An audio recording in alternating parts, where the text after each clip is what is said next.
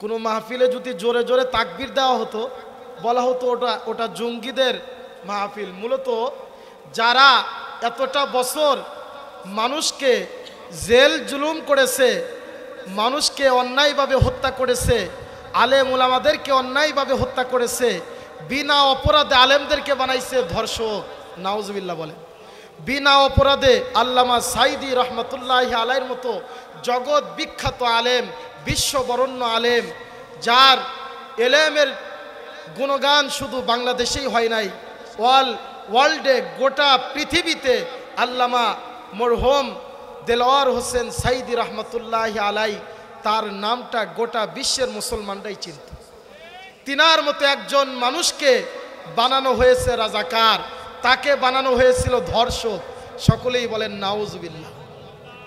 এই জন্য ফিরাউন যেমন নিজের গদি টিকে রাখার জন্য 40টি বছর শিক্ষা প্রতিষ্ঠান বন্ধ করেছিল, বাংলাদেশেও বিগত 17 বছর যদিও ক্ষমতায় ছিল, তবে 15 বছর বাংলাদেশে কোনো কোরআনের সিলেবাস ছিল না।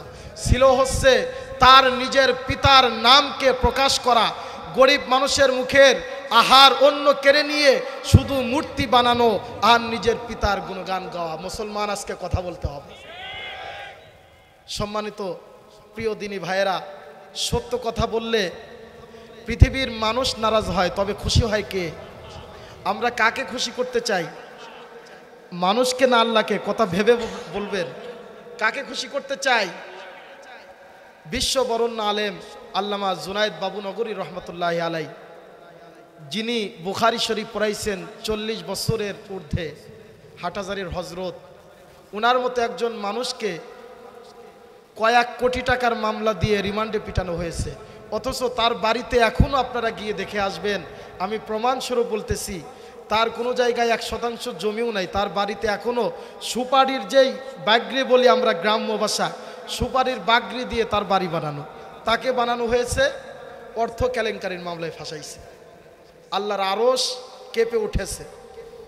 মিথ্যা ক্ষণিকের জন্য মানুষের কাছে আচ্ছন্ন নিয়ে আসে, তবে সত্য কখনোই চাপা দেওয়া যায় না। একদিন উকি মেরে সত্য মানুষের সামনে উঠেই যাবে ইনশাল্লাহ। আমাদের এরকম বিশ্বাস আছে তো? আজকে আমরা যেটা করতেছি এটা আল্লাহ তাআলা একদিন আমাদেরকে আবার দেখাইবে। প্রথমেই আমরা আল্লাহ তাআলার দরবারে প্রাণ খুলে হৃদয়ের সমস্ত ভালোবাসা প্রেমকে একত্রিত করে একযোগে এক আওয়াজে মহান সুবহানাহু ওয়া তাআলার দরবারে কালিমাতুশ শুকর আদায় করি। আলহামদুলিল্লাহ রব্বানা লাকাল হামদ হামদান কাসীরান তাইয়িবান মুবারাকান ফীহি ইয়া রাব্বি লাকাল হামদু কামা ইয়ানবাগি লিজালালি ওয়াজহিক ওয়া আযীমি সুলতানি। দুরূদ ও সালাম সর্বযুগের সর্বকালের শ্রেষ্ঠ রাহমাতুল লিল আলামিন, যেই নবীকে আল্লাহ তাআলা সৃষ্টি না করলে আজকে এত সুন্দর জিন্দেগি আমরা পাইতাম না। যেই নবীর ওসিলা করে আল্লাহ তাআলা সমস্ত কিছু সৃষ্টি করেছেন, সেই প্রাণপ্রিয় নেতা এবং নবীর দরবারে মন থেকে প্রত্যেকেই দুরূদ শরীফ পাঠ করি সাল্লাল্লাহু আলাইহি ওয়াসাল্লাম। আলোচনা আরম্ভ করব এখন থেকে ইনশাআল্লাহ। মনে যদি অন্য কোনো চিন্তা চেতনা থাকে দূর করে বসেন, যেহেতু কোরআনের আলোচনা। সকলেই পড়ুন আউযু বিল্লাহি মিনাশ শাইতানির রাজীম বিসমিল্লাহির রহমানির রহিম ওয়াল্লাযীনা ইয়াবিতুনা লিরাব্বিহিম সুজদান ওয়া কিয়ামা। বড়কাপুর ধইপাড়ার এলাকার মুসলমান বাবাজিরা রে আমার, পর্দার অন্তরালের মা বোনেরা, খুব মনোযোগ দিয়ে কথাগুলো শুনবেন। মহান রব্বুল আলামিন সূরাতুল ফুরকানের মধ্যে দেখেন কত সুন্দর করে ঘোষণা করেছেন, ওয়াল্লাযীনা ইয়াবিতুনা লিরাব্বিহিম সুজদান ওয়া কিয়ামা। দেখেন আল্লাহ তাআলা বললেন তারাই আমার বান্দা বান্দি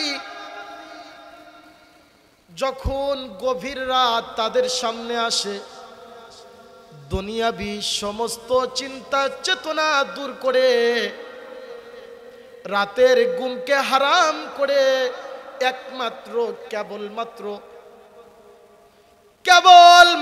আমি রহমানের পায়ের মধ্যে সিজদা করে। সুবহানাল্লাহ বলবেন না? রহমানের বান্দার একটা পরিচয় এটা। যারা খাঁটি আল্লাহর বান্দা বান্দি তারা কি করে, যখন যত রাত গভীর হয় খাঁটি বান্দাদের জন্য ততই সুবর্ণ সুযোগ আল্লাহর দরবারে গোপনে গোপনে সিজদা করা আর চোখ থেকে পানি ঝরানো। কথা ঠিক কিনা বলেন বাবা? কারণ দিনের বেলায় আপনি মসজিদে যদি 2 রাকাত নফল নামাজ বেশি পড়েন মানুষের চোখে লেগে যাবে, এর দ্বারা আপনার লৌকিকতা আসবে।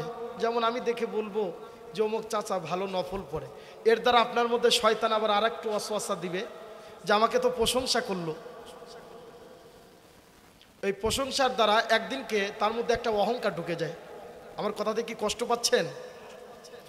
যদি রাত্রবেলায় গোপনে গোপনে 2 রাকাত নামাজ আদায় করে আল্লাহর দরবারে হাত তুলে নিজের কৃতকর্মের গুনার কথা স্মরণ করে মহান রব্বুল আলামিনের কাছে রোনাজারি করি আর চোখ থেকে পানি ছেড়ে দেই, যদি আল্লাহকে বলি মালিক জীবনে অনেক অন্যায় করেছি, যে অন্যায়গুলো পৃথিবীর কোনো মানুষ জানে না, যদি বলে মালিক আমি যেই গুনাহ করেছি আমার বাবা মা জানে না, আমার গুনাহ সম্পর্কে আমার স্ত্রী জানে না, ভাই বোন জানে না, পাড়া প্রতিবেশী জানে না, কিন্তু আমি জানি যেই গুনাহটি আমি করেছি এই গুনার ক্ষমা হতে পারে না।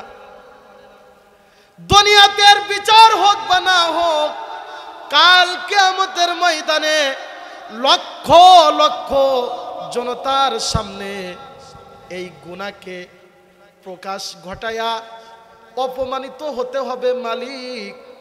এই জন্য তোমার কাছে দরখাস্ত জানাই, আমি যেই গোপনে গুনাহ করেছি তুমি গোপনে মাফ করে দাও। সুবহানাল্লাহ। আল্লাহ কি ক্ষমা করতে পারে না? সূরাতুল ফুরকানের মধ্যে আল্লাহ আবার বললেন ইল্লা মান তাবা ওয়া আমানা ওয়া আমিলা সালিহান ফাউলাইকা ইউবাদদিলুল্লাহু সাইয়্যাতিহিম হাসানাত। মহান রব্বুল আলামিন ঘোষণা করতেছেন, ও নবী তুমি তোমার উম্মতদেরকে বলে দাও যারা অধিক পরিমাণ গুনাহ করেছে। এই মেসেজটা কে বলতেছেন? আল্লাহ নিজে, স্বয়ং নিজে বলতেছে। কাকে বলতেছে কথা বুঝতে হবে বাবাজিরা। মা বোনদেরকে বলবো কথাগুলো গভীর মনোযোগ দিয়ে শুনুন। দেখেন মহান রব্বুল আলামিন কত সুন্দর করে মেসেজ দিচ্ছে, নবী হে, ও নবী আপনি আপনার উম্মতদেরকে বলুন তারা যত গুনাহ করেছে, যত অন্যায় করেছে, যেই গুনাহ করুক না কেন, তারা যদি আমি আল্লাহর দরবারে খাস দিলে তওবা করে, খাস দিলে তওবা করে, হাবিব গো আপনাকে কথা দিলাম আপনার ওই উম্মতদের গুনাহ তো থাকবেই না, থাকবেই না, বরঞ্চ যেই গুনাহগুলো করেছিল ওই গুনার সম পরিমাণ সওয়াব আমি আপনার উম্মতদেরকে দান করে দিব।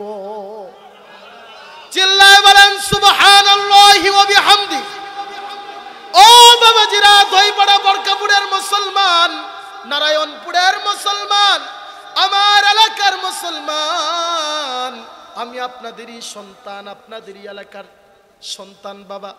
আপনাদের পায়ে ধরে হাতে ধরে বলি, পর্দার অন্তরালের মা বোনেরা, আপনারা আমার মা আমার বোন, খুব দুঃখের সহিত কথাগুলো বলতেছি।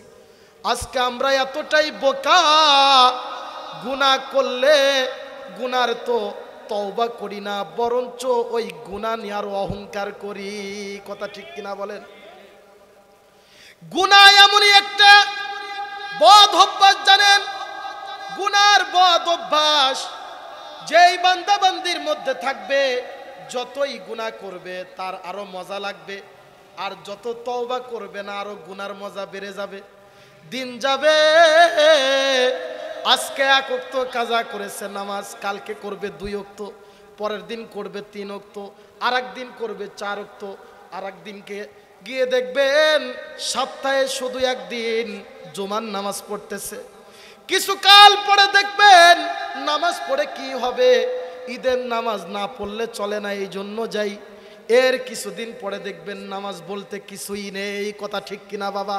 অনেক মুসলমান আমাদের আশেপাশে এই কথাগুলো বলে না বাবা, নামাজের কথা বললে তারা এই কথা বলে।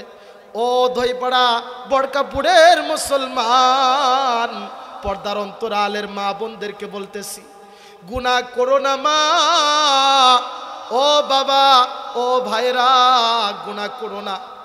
গুনাহ এমনই একটা বদ অভ্যাস, গুনাহ যত করবা আল্লাহর থেকে তত দূরে চলে যাবা, আল্লাহর নবীর থেকে ততটাই দূরে চলে যাবা। এইভাবে দূরে যাইতে যাইতে কখন যেন আমাদের মৃত্যুটা হয়ে যায়।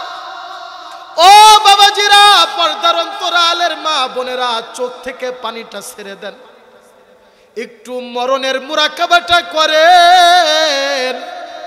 ও বাবা, চক্ষুটা নিচের দিকে নিয়ে একবার ভেবে দেখেন আপনি এখন মারা যাবেন, আজরাইল আপনার সামনে। ও মা বোনেরা, আপনাদেরকে বলবো একটু নিরিবিলি চক্ষুটা বন্ধ করে ভাবেন, আজরাইল যদি এখন আমাদের সামনে উপস্থিত হয়, আজরাইলের চেহারা তো নায়কদের চেহারার মতো না বাবা। ও মা, আজরাইলের চেহারা তো সিরিয়ালের নায়িকাদের মতো না। আজরাইলের রূপটা তো আমরা কোনোদিনও দেখি নাই। কেউ কি দেখছেন আপনারা? আজরাইলের এমন রূপ মহান রব্বুল আলামিন দান করেছেন, হাদিস শরীফের মধ্যে পাওয়া যায়। একদিন ইব্রাহিম নবী বলতেছে, ও রব্বুল আলামিন, আমি হচ্ছি খলিলুল্লাহ, আপনার বন্ধু, আপনার কাছে আমার একটা বড় আশা, আমি আজরাইলকে একবার দেখতে চাই। আজরাইল আলাইহিস সালামকে দেখার মতো ইচ্ছা পোষণ করছে। আল্লাহ তাআলা বলতেছে, নবী ইব্রাহিম, তুমি যদি আজরাইলকে দেখতে চাও, আজরাইলের চেহারা দেখে তুমি ঠিক থাকতে পারবা না। ও নবী ইব্রাহিম, আমার আজরাইলের আসল রূপ তোমাকে দেখানো যাবে না। ও আমার বন্ধু ইব্রাহিম, এমনি আজরাইলকে পাঠিয়ে দেব, সাধারণ মানুষের রূপ নিয়ে তোমার সাথে সাক্ষাৎ করবে। কিন্তু নসরবান্দা ইব্রাহিম নবী বলতেছে, আল্লাহ, আমার অনেক বড় আশা, আমি আজরাইল আলাইহিস সালামকে একবার দেখতে চাই। এই কথাটি কে বলেছিল বলেন? ইব্রাহিম নবী, আমাদের জাতির পিতা ইব্রাহিম নবী। কথা ঠিক আছে তো? জাতির পিতা কে? চিল্লায় বলো। ও মুসলমান, চিল্লায় বলো, জাতির পিতা কে? ইব্রাহিম আলাইহিস সালাম। মনে থাকবে, বিগত দিনগুলো তোমরা ভুলে গেছিলা কে জাতির পিতা। মাঝে মাঝে ভুল করে কিছু আমরা বক্তারা বলে ফেলতাম যে মিল্লাতা বিকুম ইব্রাহিম হুয়া সাম্মাকুমুল মুসলিমিন। আল্লাহু আকবার বলেন। সূরাতুল হজ্জের মধ্যে মহান রব্বুল আলামিন বলেছেন, মিল্লাতা আবিকুম ইব্রাহিম, আমি আমার নবী ইব্রাহিমকে মুসলিম মিল্লাতের পিতা বানিয়ে দিলাম। সুবহানাল্লাহ। মাথা নত করবা না, মুসলমান মাথা নত করার জাতি নয়। আমাদের জাতির পিতাকে ভুললে চলবে না। ইব্রাহিম নবী হচ্ছেন আমাদের জাতির পিতা, আমরা গর্বের সাথে বলবো ইনশাল্লাহ। আমাদের জাতির পিতা বলতেছে, ইয়া আল্লাহ, আমি আজরাইলের আসল রূপটা দেখতে চাই, মা বোনরা একটু মুরাকাবার মধ্যে বসুন। ভাবুন, ইব্রাহিম নবী আজরাইল আলাইহিস সালামকে দেখতে চাচ্ছে। আল্লাহ তাআলা কথা মতো আজরাইল আলাইহিস সালাম ফেরেশতাকে, যেই ফেরেশতার রূহ কবজ করে, যেই ফেরেশতার রূহ কবজ করে তার নাম কি বলেন? আজরাইল আলাইহিস সালাম বলল, ও ফেরেশতা আজরাইল, আমার বন্ধুকে একবার চেহারাটা দেখিয়ে আসো। হযরত ইব্রাহিম নবী খলিলুল্লাহ আলাইহিস সালাতু ওয়াস সালাম তিনি আজরাইলকে দেখার জন্য পাহাড়ের পাশে গেলেন। হযরতে ফেরেশতা আজরাইল আলাইহিস সালাতু ওয়াস সালাম ইব্রাহিম নবীর সামনে যখন আসল চেহারাটা আনছেন, বাবা, ও বাবাজিরা, আজকে তোমরা জিনের ভয় পাও, কত শ্মশানের ভয় পাও। গ্রাম্য ভাষায় বলে থাকে নিকুণ্ঠা আছে, ভূত আছে, পড়ি আছে। আজরাইলের চেহারা তো দেখো নাই বাবা, ও মা বোনেরা, আজরাইলের চেহারা তো তোমরা দেখো নাই। তোমরা তো সিরিয়ালে কত বড় বড় সন্ত্রাসীদের চেহারা দেখছো, আজরাইলের চেহারা দেখো নাই মা। হযরতে নবী ইব্রাহিম আল্লাহর নবী হওয়ার পরেও যখন আজরাইলের চেহারাটা দেখছে, দেখে পৃথিবীর এক প্রান্তে এক পা, আর এক প্রান্তে আর এক পা। আল্লাহু আকবার! দেখেন আল্লাহর কি সৃষ্টি। আল্লাহু আকবার বলবেন না বাবা? কি সৃষ্টি! পৃথিবীর এক প্রান্তে আজরাইল আলাইহিস সালামের এক পা, আর এক প্রান্তে আর এক পা। আজরাইল আলাইহিস সালামের চেহারাটা, ও বাবা, এমন ভাবে দাঁড়াই আছে, গোটা পৃথিবী জুড়ে দেহ নিয়ে দাঁড়িয়ে আছে। আজরাইল আলাইহিস সালামের মুখের ভঙ্গি, দাঁতগুলো এমন বেকট দেখা যাচ্ছিল। হযরতে নবী ইব্রাহিম বেহুশ হয়ে গেছেন, আর ওঠে না। কয়েকদিন হয়ে গেছে, কয়েকদিন বেহুশ হয়ে শুয়ে আছে। আল্লাহ ডাকে, ও নবী ইব্রাহিম, কি হলো, ওঠেন। কি হলো আপনার, ওঠেন। নবী ইব্রাহিম আলাইহিস সালাম উঠলেন। আল্লাহ বলতেছে, ইব্রাহিম, ও আমার বন্ধু খলিল, তোমাকে তো বলেছিলাম তুমি সহ্য করতে পারবা না। ও বাবাজিরা, ও দইপাড়া নারায়ণপুর বরখাপুরের মুসলমান পর্দার অন্তরালের মা বোনেরা, একজন নবী হয়ে যদি আজরাইল আলাইহিস সালাতু ওয়াস সালামের চেহারা দেখে সহ্য না করতে পারে, আমরা কি সহ্য করতে পারবো বাবা? মৃত্যুর সময় কোনো তালবাহানা চলবে না। নিজের নাম, নিজের পিতার নাম, নিজের স্ত্রী, সন্তানাদি, ভাই বিরাদার, বন্ধু বান্ধব, পাড়া প্রতিবেশী, কারোই কথা মনে থাকবে না। আজরাইলের চেহারা দেখবে আর বান্দা বান্দি বলবে, আমাকে সাগরের পুরোটা পানি আমার মুখের মধ্যে দিয়ে দাও, গোটা দরিয়ার পানি আমার মুখে দিয়ে দাও, কেননা আমার তৃষ্ণা নিবারণ হচ্ছে না। আজরাইলের চেহারা দেখে অনেকে ঈমান হারা হয়ে যাবে। দেখবেন, সত্য কথা বললে মনে কষ্ট পাবেন না, অনেক মুসলমানেরা মারা গেলে প্রসাব পায়খানা করে ফেলে, কথা ঠিক কিনা বলেন? শুধু মুসলমান নয়, যে কোনো মানুষ মারা গেলে অনেক সময় নাপাক হয়ে যায়, কথা ঠিক কিনা বলেন? আজরাইল আলাইহিস সালাতু ওয়াস সালামের আসল রূপ মানুষ মৃত্যুর সময় দেখে, যার কারণে অনেকেই ঈমান হারা হয়ে যায়। অথচ আল্লাহর নবী দেখেন হাদিস শরীফের মধ্যে কত সুন্দর করে বলেছেন, মান মাতা ওয়া হুয়া ইয়ালামু লা ইলাহা ইল্লাল্লাহু দাখালাল জান্নাহ। আল্লাহর নবী বলেছেন, আমার যেই সকল উম্মত মওতের সময় পড়েন আমার সাথে সাথে লা ইলাহা ইল্লাল্লাহু মুহাম্মাদুর রাসূলুল্লাহ সাল্লাল্লাহু আলাইহি ওয়াসাল্লাম। আমাদের প্রিয় নবী মুহাম্মাদুর রাসূলুল্লাহ সাল্লাল্লাহু আলাইহি ওয়াসাল্লাম ঘোষণা করেছেন, যখন আমার কোন উম্মতরা মওতের সময় তার জবান দিয়ে পড়বে লা ইলাহা ইল্লাল্লাহ, লা ইলাহা ইল্লাল্লাহ পড়তে দেরি, দাখালাল জান্নাহ, জান্নাতে প্রবেশ করতে দেরি নাই। সুবহানাল্লাহ। ও মুসলমান বাবাজিরা, পর্দার অন্তরালের মা বোনেরা, সূরাতু হামিম সাজদা, কোরআনের মধ্যে একটা সূরার নাম সূরাতু হামিম সাজদা। এই সূরাতু হামিম সাজদার মধ্যে মহান রব্বুল আলামিন বলেছেন, কারা কালেমা ভুলবে না, কারা মওতের সময় জান্নাত পাবে। আমার কথাটা বুঝবেন বাবা, যারা মওতে কালেমা ভুলবে না, মওতের সঙ্গে সঙ্গেই জান্নাত, এমনকি দুনিয়া থাকতেই জান্নাতের সুসংবাদ ফেরেশতারা দিবে। সুবহানাল্লাহ। শুনতে চান কি আমল?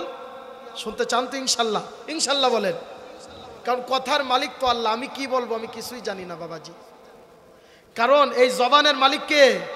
আল্লাহ। আপনারা যে ধৈর্যের সহিত বসে আছেন, এটাও কার দান? আল্লাহ তাআলার দান। এজন্য আমলের নিয়তে কথাগুলো শুনুন। সূরাতু হামিম সাজদার মধ্যে মহান রব্বুল আলামিন বলতেছেন, ইন্নাল্লাযীনা ক্বালু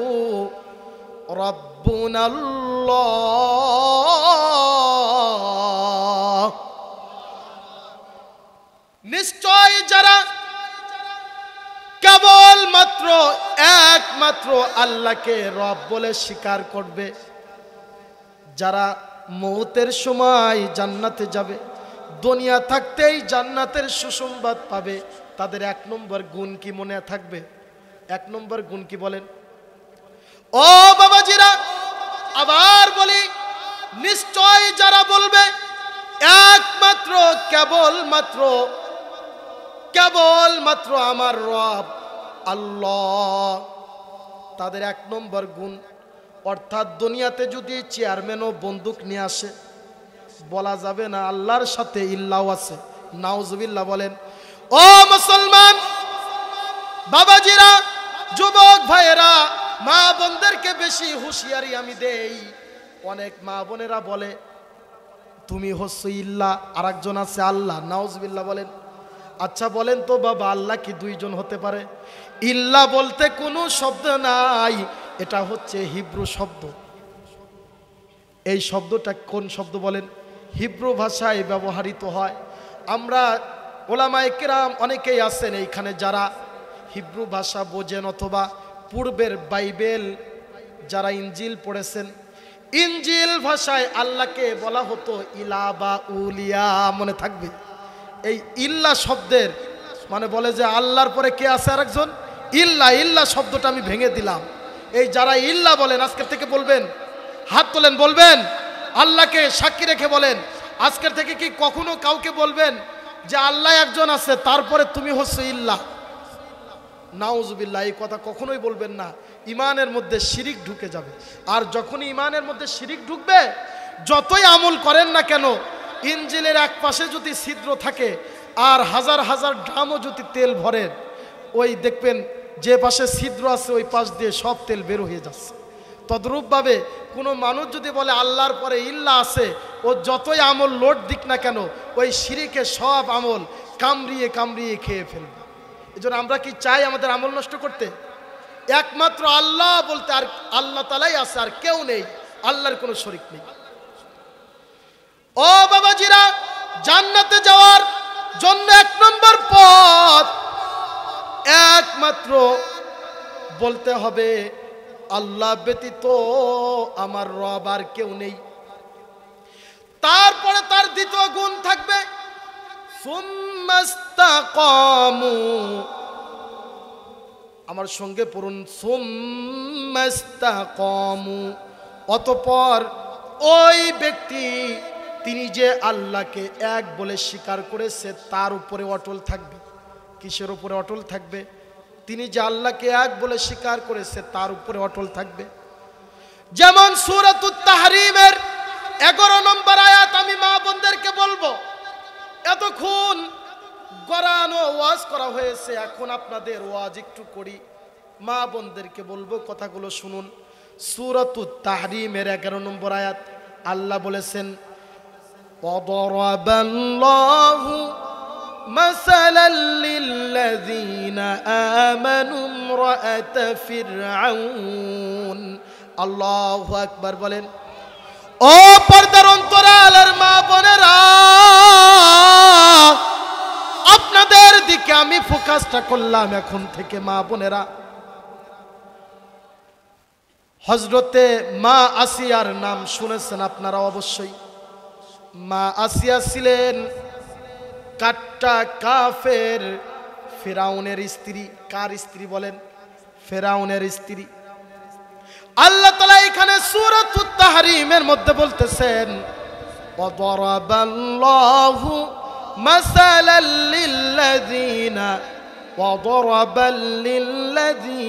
ওয়াদরাবাল্লাহু মাসালাল লিল্লাযীনা আমানু ইমরাআত ফিরআউন। মহান রব্বুল আলামিন বললেন, ও দুনিয়ার নারীরা, আমি তোমাদের একজনের মিসাল দিচ্ছি। তিনি ছিলেন ফিরাউনের পত্নী আসিয়া আলাইহিস সালাম। তিনি কি বলেছিলেন দেখেন। ফিরাউনের পত্নী আসিয়া আলাইহিস সালাম, তার স্বামী ছিল কাট্টা কাফের। কাট্টা কাফের স্বামী থাকার পরেও তিনি মুসা নবী এবং হারুন নবী আলাইহিস সালাতু ওয়াস সালামের উপরে ঈমান এনেছিলেন। সুবহানাল্লাহ বলেন। মা বোনেরা শুনুন, তারপরে দেখেন কি ঘটনা। সংক্ষিপ্তভাবে আমি বলতেছি, মা বোনেরা শুনুন। সুম্মাস্তাকামু শব্দ থেকে এই শব্দ আসলো, এক আল্লাহ বলে স্বীকার করে তার উপরে অটল থাকা। অটল থাকলে আমাদের জিন্দেগি কেমন হতে পারে আর এর পুরস্কার কি হতে পারে আল্লাহ এখানে বললেন। যারা সুম্মাস্তাকামুর উপরে অটল থাকবে, ইস্তেকামাতের উপরে অটল থাকবে, যেমন অটল ছিলেন হযরতে মা আসিয়া। তিনি যখন তার দাসী মা আসিয়ার কন্যার মাথার চুল চিরুনি করতেছিল, ফিরাউনের দাসী, ফিরাউনের একজন দাসী ছিল, ওই দাসী কি করতেছে, ফিরাউনের কন্যার মাথার চুল আশ্রিয়ে দিচ্ছে। হঠাৎ করে মাথার থেকে চিরুনিটা ছুটে পড়লো জমিনের মধ্যে। ছুটে পড়ার পরে ওই দাসী চিরুনি উঠাচ্ছে আর এমন একটা শব্দ বলেছে। শব্দটা এই ছিল, সমস্ত কাফের মুশরিক বেঈমানরা ধ্বংস হোক। যখন এই শব্দটা বলল, ফিরাউনের কন্যা বলতেছে, তুমি কি ঈমানদার নাকি? ওই দাসী বলতেছে, হ আমি ঈমানদার। ও মা বোনেরা শুনুন, একজন দাসী হয়ে কিভাবে এমন ঈমান আনতে পারে? যখন ফিরাউনকে জানানো হলো, ফিরাউন ওই দাসীকে তার কাছে ডেকে তাকে বেদম মারপিট করলো এবং ওই দাসীর কোলে একজন পুত্র সন্তান ছিল। ও মা বোনেরা, কলিজাটা ছিদ্র হয়ে যাবে কথাটা শুনলে। ওই দাসীর কোলে ছিল একজন পুত্র সন্তান। ফিরাউন তার সৈন্যদেরকে বলল, তার পুত্রকে নগদে আগুনে জ্বালিয়ে দাও।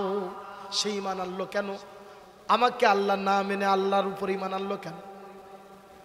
একজন দাসীর কোল থেকে কলিজার টুকরা সন্তানকে নিয়ে চোখের সামনে আগুনের মধ্যে জ্বালিয়ে দিয়ে বলতেছে, তুই যদি এক আল্লাহর উপর থেকে ঈমান না সরাস আরো বেশি সাজা দেওয়া হবে। ওই দাসী বলতেছে, তোমাদের যত ধরনের সাজা দেওয়া দরকার তোমরা সাজা দাও, আমি এক আল্লাহ ব্যতীত আর কাউকে ভয় পাই না। সুবহানাল্লাহ। এক এক করে তার তিনটা সন্তানকে জ্বালিয়ে দেওয়া হলো। গরম কড়াইয়ের মধ্যে ফুটন্ত তেল ভেজে ভেজে সন্তানদেরকে জ্বালিয়ে দেওয়া হয়েছিল। আচ্ছা বলেন তো ওই দৃশ্যটা যদি আমাদের মতো পিতামাতার চোখের সামনে ঘটতো কেমন লাগতো? একজন বাবা মা কি তার কলিজার টুকরা সন্তানকে এইভাবে দেখতে চায়? এরপরে ওই মহিলা তিনি ঈমান ছাড়লেন না। ওই মহিলার পরে আবার হযরতে আসিয়া আলাইহিস সালাতু ওয়াস সালামের ব্যাপারেও ফিরাউন জেনে গেল। জেনে যাওয়ার পরে তার স্ত্রীকে বলতেছে, ও আমার স্ত্রী, তোমার কোনো কিছুর অভাব নেই, তুমি কি জন্য আমাকে আল্লাহ মানো না? আমি তো তোমাকে সব কিছুই দিয়েছি। ফিরাউনের স্ত্রী মা আসিয়া আলাইহিস সালাতু ওয়াস সালাম তিনি বললেন, আমি এক আল্লাহ ব্যতীত আর কারো প্রতি ঈমান আনবো না। ফিরাউন বলল, ও আমার স্ত্রী আসিয়া, তুমি যদি ঈমান না সরাও আল্লাহর উপর থেকে, যত বড় পাথর রয়েছে এই জমিনের মধ্যে আমার সৈন্যদেরকে দিয়ে তোমাকে নিক্ষেপ করা হবে। তুমি তাড়াতাড়ি ঈমান অস্বীকার করো। হযরতে মা আসিয়া আলাইহিস সালাতু ওয়াস সালাম ওই সময় আল্লাহর দরবারে দোয়া করেছিলেন, এই দোয়াটি এখন পড়ব।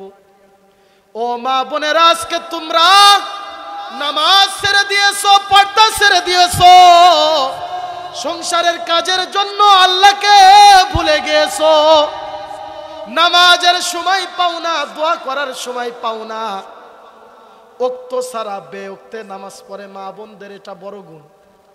আঘাত পায়েন না মা বোনেরা, আমি আপনাদেরই মতো একজন মায়ের গর্ভের থেকে জন্ম নিয়েছি। ও মা, আপনারা হচ্ছেন আমাদের মাথার মুকুট।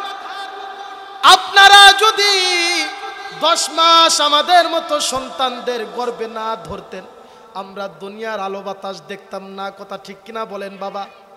ও মা, আপনার গর্ভের থেকে নবী মুহাম্মদুর রাসূলুল্লাহর জন্ম হয়েছে। সুবহানাল্লাহ বলেন। ও মা, তোমার গর্ভের থেকে হযরত আব্দুল কাদের জিলানীর মতো জগৎ বিখ্যাত ওলির জন্ম হয়েছে। মা, আজকে তুমি কিভাবে বেগানা পুরুষদের সামনে চেহারার সৌন্দর্য দেখাও? আজকে তুমি কিসের জন্য বাহিরের বেগানা পুরুষদের সামনে চেহারা দেখিয়ে বেড়াও? ও মা, আল্লাহ কোরআনের মধ্যে তোমাদেরকে দেখো কত সুন্দর করে ভদ্র ভাষায় হুঁশিয়ারি দিয়েছে। ওয়াকরনা ফি বুয়ুতিকুন্না ওয়ালা তাবাররাজনা তাবাররুজাল জাহিলিয়াতিল উলা। আল্লাহু আকবার বলেন। ও আমার মা, আমি তোমার সন্তান হিসাবে বলতেছি মা। ও বোনেরা, তোমরা আমার বোন, তোমাদেরকে হুঁশিয়ারি দেই। আল্লাহ তাআলা বললেন, ওয়াকরনা ফি বুয়ুতিকুন্না, খবরদার খবরদার, তোমরা তোমাদের নিজেদের গৃহ থেকে বাইরে বের হও না, বাইরে বের হইও না। নিজের ঘর থেকে বিনা প্রয়োজনে বাইরে যেও না। নিজের ঘর থেকে বিনা প্রয়োজনে বাহিরে বের হও না। যদি বাহিরে বের হও, তোমাদের চেহারার নিদর্শন বেগানা পুরুষরা দেখবে আর গুনাহের নজরে তাকাবে। কথার পরিচয় পেয়েছো। জাহিলিয়াতের যুগের নারীদের পিতৃ পরিচয় থাকতো না, স্বামীর পরিচয় থাকতো না। পতিতা নর্তকী নারীদের পরিচয়ে তারা বসবাস করত। নাউজুবিল্লাহ। এই জন্য আল্লাহর নবী হুঁশিয়ারি দিলেন,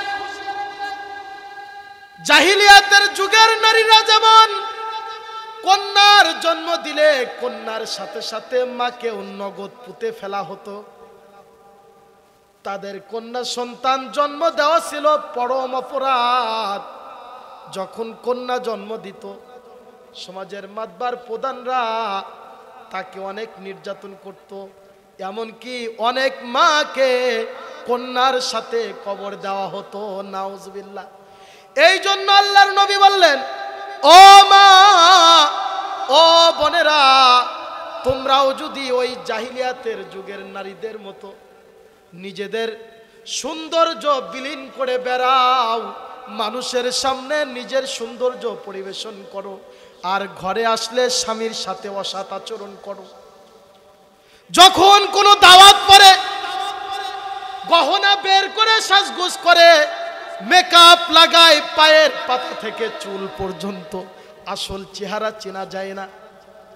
দেওরের সঙ্গে মিষ্টি মিষ্টি কথা বলে, দুলাভাইয়ের সঙ্গে মিষ্টি মিষ্টি কথা বলে, অথচ আল্লাহর নবী বিশ্ব নবী মুহাম্মদুর রাসূলুল্লাহ তিনি বলেছেন ওই নারীরা তারা অতি সহজে জাহান্নামে যাবে যাদের ভাষা অত্যন্ত নরম, পুরুষ মানুষ দেখলেই মিটে মিটে কথা বলে, নরম নরম কথা বলে। আর বিশেষ করে আল্লাহর নবী বলেছেন নারীদের জন্য বিষ হচ্ছে দেওর এবং দুলাভাই। আমার কথাতে মন খারাপ করলেন বাবা? দুলাভাইরা বিরোধিতা করতে পারেন যে শালীর সাথে গল্প করব, তার এত জলে কেন? আবার ভাবিরা বলতে পারে যে দেওরের সাথে গল্প করব, তার এত জলে কেন? না মা, না বোন, আল্লাহর নবী হাদিসের মধ্যে বলেছেন তোমাদের জন্য বিষ হচ্ছে তোমার দেওর আর দুলাভাই। বর্তমান আমি চিৎকার করে বলতে চাই, বর্তমান সমাজে বেশিরভাগ পরকীয়া হচ্ছে দেওরের সাথে, দুলাভাইয়ের সাথে, দেখবেন পাড়া প্রতিবেশী আত্মীয়র সাথে। আমার কথা কি মিথ্যা? অনেক বোনেরা মারা সংসার ছেড়ে, সন্তান ছেড়ে, এদের সঙ্গে পরকীয়া করে সংসার ছেড়ে ডিভোর্স দিয়ে বাহিরে সংসার করতেছে। বাংলাদেশে হাজারো নজির আছে। আমি আজকেও একটা পত্রিকা পড়লাম, কালের কণ্ঠ, খুব আঘাত পেলাম। 3টা কলিজার টুকরা, হীরার টুকরা সন্তান রেখে একজন বোন তার দুঃসম্পর্কের মামার সঙ্গে পালিয়ে গিয়ে বিবাহ করেছে। বলতেছে আমার জীবনের চাইতেও আমি আমার এই প্রেমকে বেশি ভালোবাসি। তাকে যখন সাংবাদিক জিজ্ঞাসা করলো, বোন তোমার কি এই 3টা পুত্রের কোনো দাম নেই? বলতেছে আমার যতটুকুন দায়িত্ব ছিল পেটে ধরেছিলাম, বড় বানাই দিছি, ওদেরটা ওরা করে খাবে, আমার সুখের জন্য তো আমাকে ভাবতে হবে। নাউজুবিল্লাহ বলেন। ও মা, তোমরা হচ্ছে আমাদের মা বোন, তোমাদের সম্মান আমাদের মাথার উপরে। আল্লাহর নবী বলেছেন আল জান্নাতু তাহতা আকদামিল উম্মাহাত। বিশ্ব নবী মুহাম্মদুর রাসূলুল্লাহ বলেছেন নারীদের পায়ের নিচে, মায়েদের পায়ের নিচে সন্তানের বেহেশত জান্নাত। সুবহানাল্লাহ বলবেন না? ও মা, ও বোন, তোমার পায়ের নিচে হচ্ছে জান্নাত, তোমার পায়ের নিচে হচ্ছে তোমার সন্তানদের জান্নাত। আজকে তুমি কিভাবে তোমার সন্তান রেখে, স্বামী রেখে, স্বামীর অনুগ্রহ ভুলে পরপুরুষের সঙ্গে মিষ্টি মিষ্টি কথা বলো? স্বামী সারাটা জীবন তোমার জন্য অক্লান্ত পরিশ্রম করলো, অথচ কোনো একদিন যদি স্বামী কম দামি কোনো পোশাক, কম দামি কোনো খাবার এনেছে, তুমি একাধারে খোটা দাও, তুমি আমাকে কিছুই দাও নাই, কি করেছ আমার জন্য? নাউজুবিল্লাহ বলেন। আল্লাহর নবী বলেছেন এই সকল নারীরা জাহান্নামী যারা অতি তাড়াতাড়ি স্বামী এবং যারা অনুগ্রহ করে তাদের অস্বীকার করে।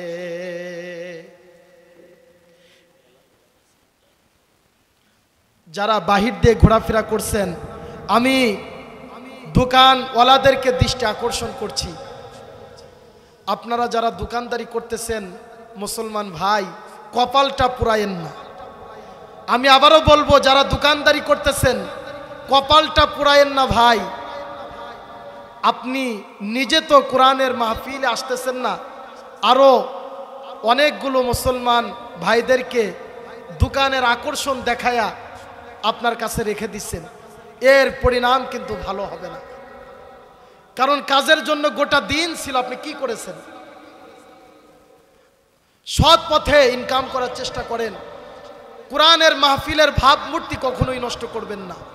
আর যে সকল ভাইয়েরা দোকানে ঘোরাফেরা করছেন, আল্লাহর কোরআনের মাহফিলের সাথে যদি বেয়াদবি করেন, শেখ হাসিনা যেমন চিরতরে পালাইছে, তার 14 গোষ্ঠীর নাম নিশানা বাংলার জমিনে থাকবে না।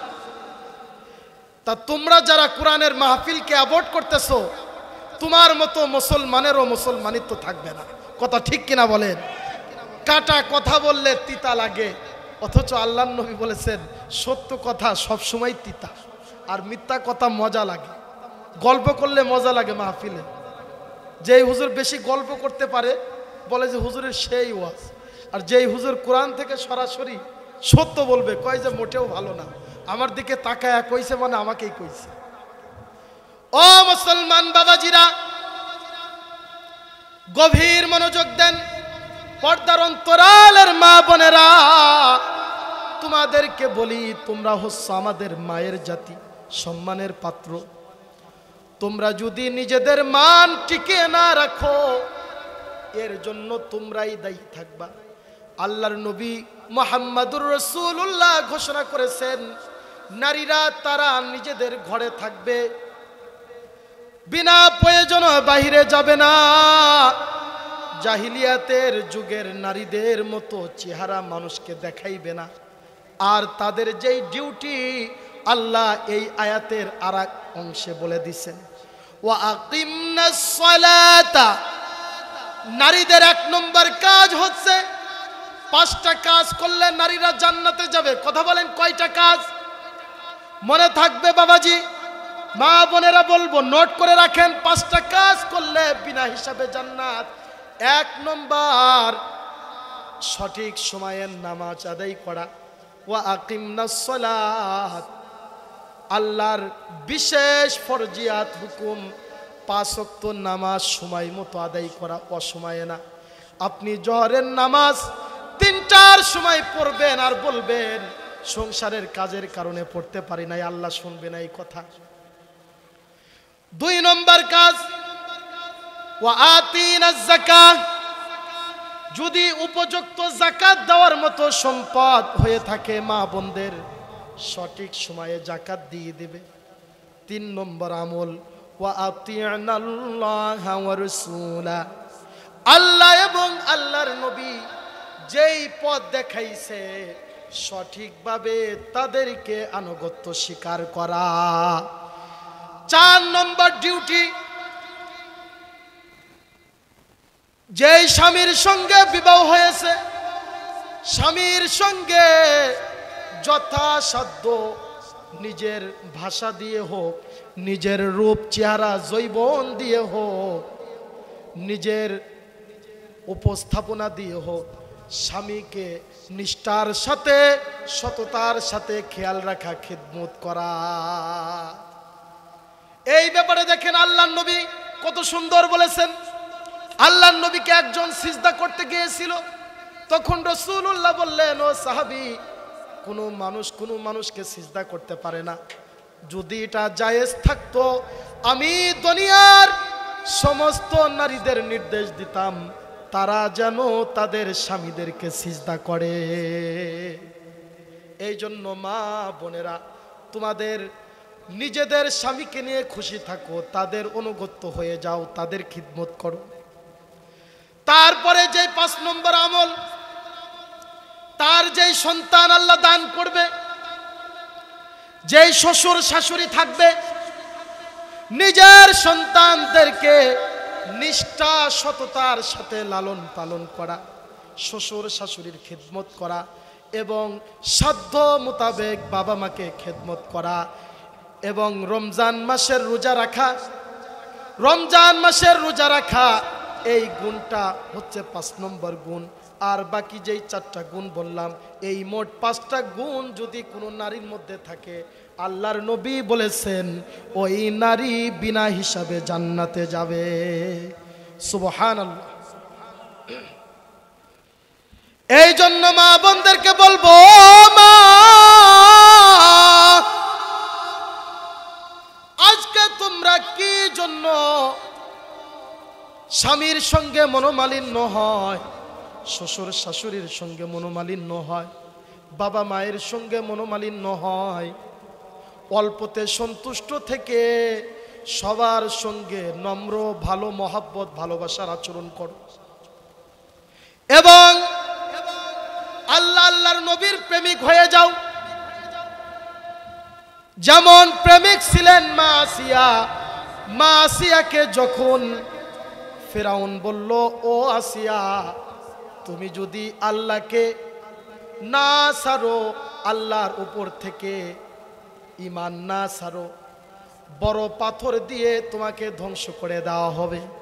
ওই সময় হযরত আসিয়া আলাইহিস সালাম বললেন, ইল ক্বালাত রাব্বি বিনি লি ইনদাকা বাইতান ফিল জান্নাতি ওয়া আমালিহি ওয়া নাজ্জিনি মিন ফিরআউন। আল্লাহু আকবার বলেন।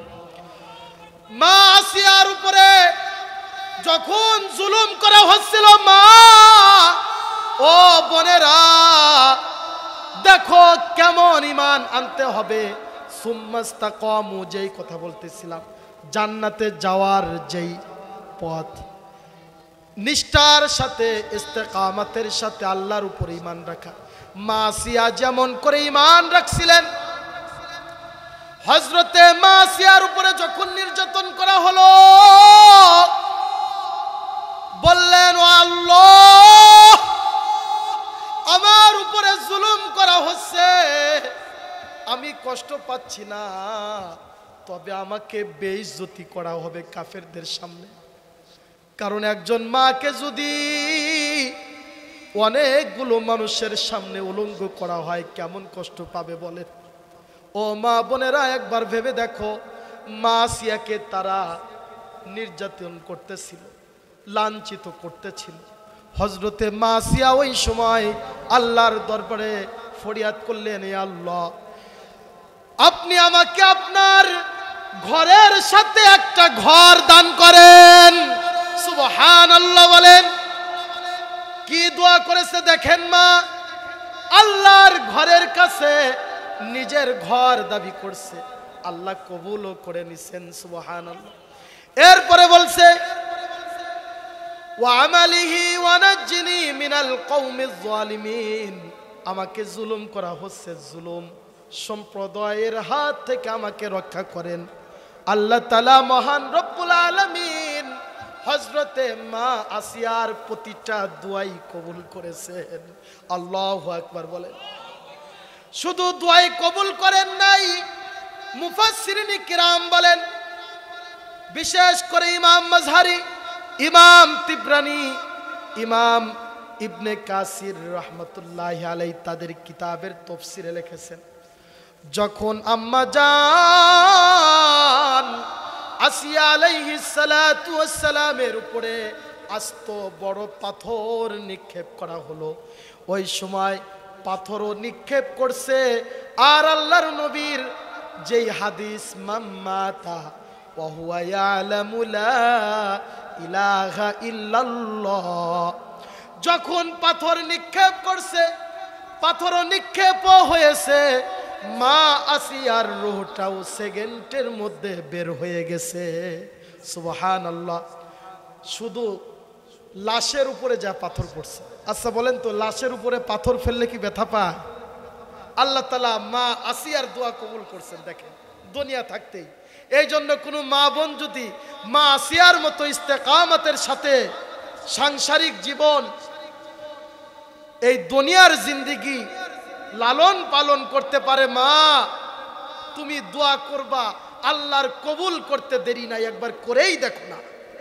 আমি চ্যালেঞ্জ করে আল্লাহর কোরআন হাতে নিয়ে বললাম, যেমন বাইজিদ বুস্তামির মা দোয়া করেছিলেন, রাত পোহাতে দেরি, আল্লাহর দোয়া কবুল হতে দেরি নেই। আল্লাহ কি কবুল করছে না? মুসলমান কথা বলেন।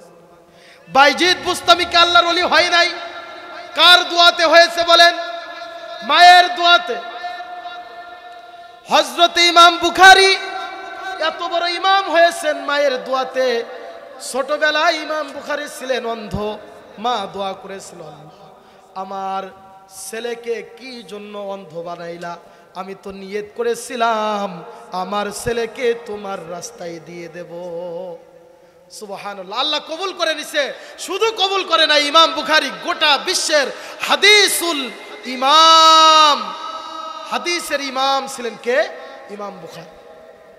কোরআনের পরেই বুখারী শরীফের দলিল দেওয়া হয় ইসলাম। ও মা, এই জন্য নিয়ত করে ফেলো, ও মা, চোখ থেকে পানিটা ছেড়ে দাও, হৃদয়টা নরম করো। তোমারও তো পেটে সন্তান আছে, অনেক মায়েরা গর্ভ সম্ভাবা, অনেক মায়েরা মা হয়েছে, সন্তান আছে। তারা এখন থেকে নিয়ত করো, আমার যেই সন্তান আল্লাহ দান করেছে, আমার সন্তানকে আমি আল্লাহর রাস্তায় দেব, হাফেজ বানাবো, আলেম বানাবো, আউলিয়া বানাবো। নিয়ত না করলে কি আল্লাহ কবুল করে? এখনকার মা বোনেরা নিয়ত করে কি জানেন? আগেই নাম রেখে দেয়।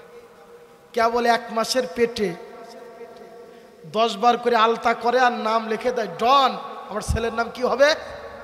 আমার ছেলের নাম হবে কি?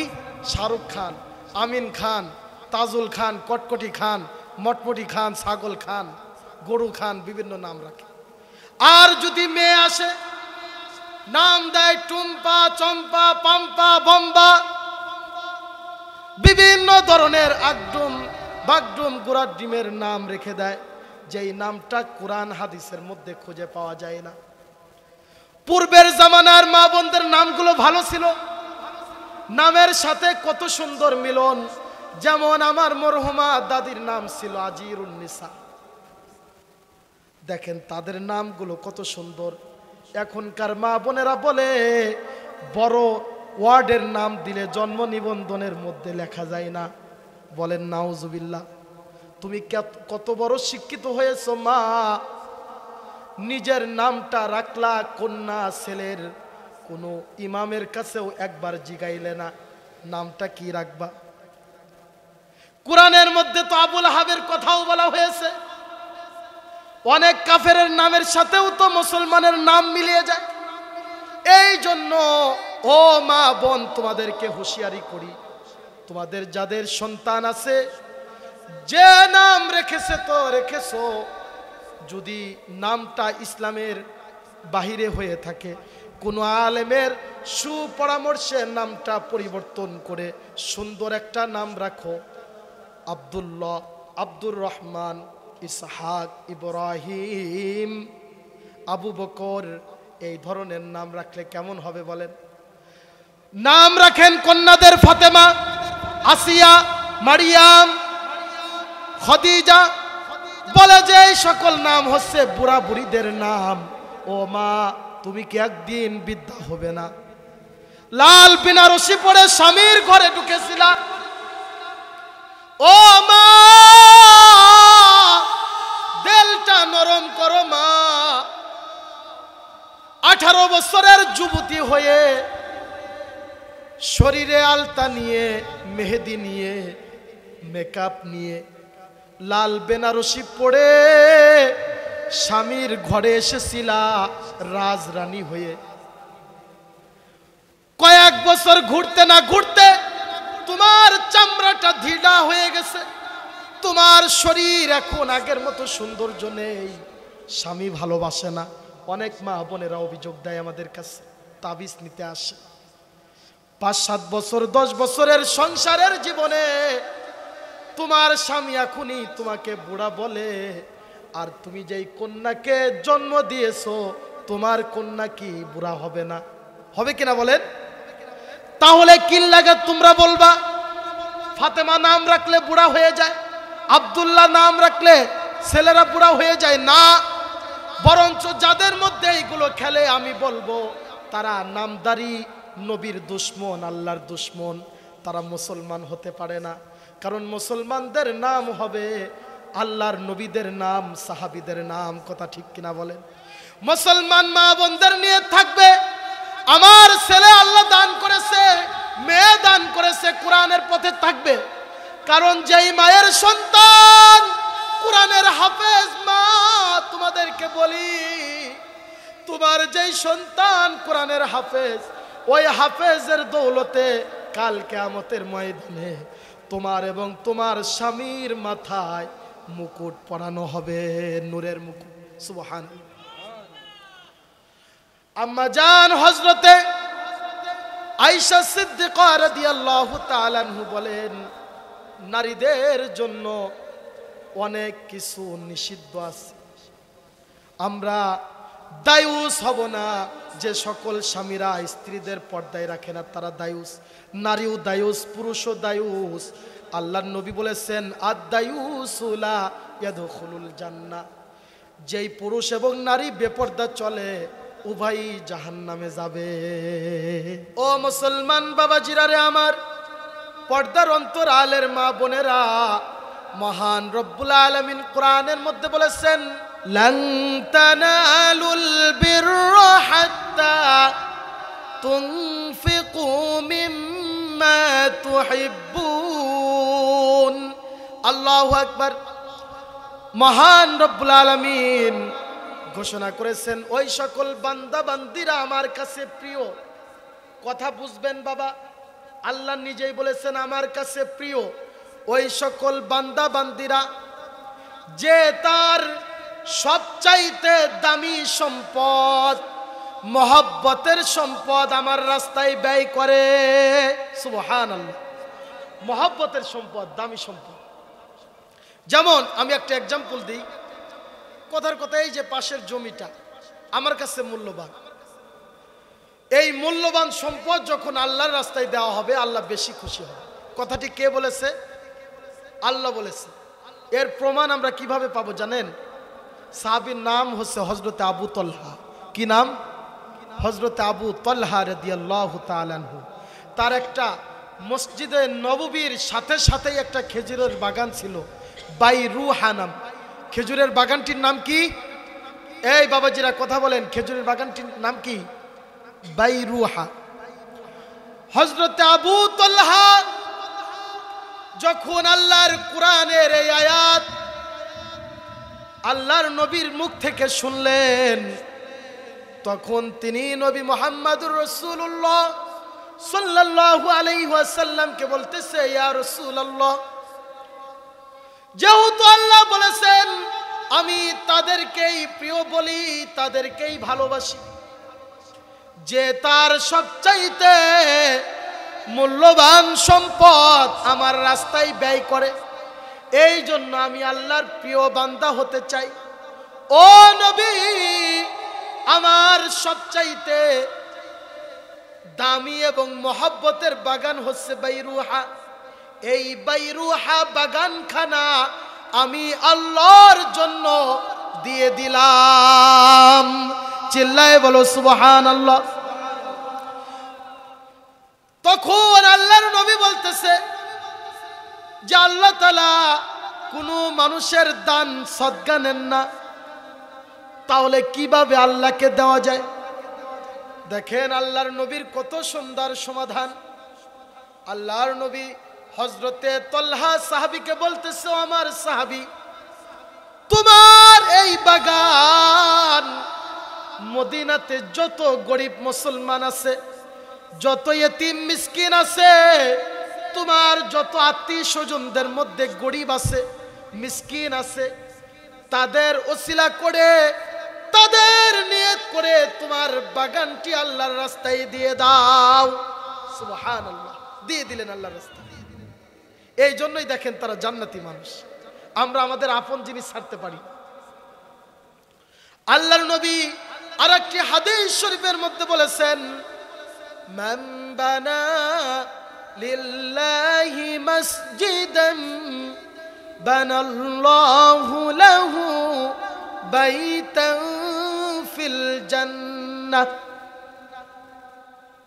ও মুসলমান ভাইরা রে আমার, পর্দার অন্তরালের মা বোনেরা আমার, আল্লাহ তাআলা আমার নবী পাক সাল্লাল্লাহু আলাইহি ওয়াসাল্লাম ঘোষণা করেছেন, যেই বান্দা বান্দি আল্লাহর ঘর মসজিদ নির্মাণ করবে, শরীক থাকবে, আমার আল্লাহ খুশি হয়ে দুনিয়াতে তার কোনো পুরস্কার দিবে না, স্বয়ং জান্নাতের মধ্যে একটা ঘরের মালিকানা দান করবে।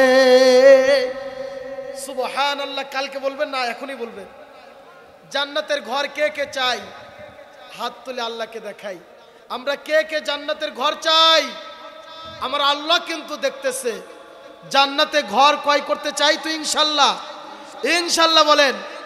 জান্নাতে ঘর চাই তো বাবা? দুনিয়ার হাত নাবান, দুনিয়ার কথার জান্নাতের কথা বলি।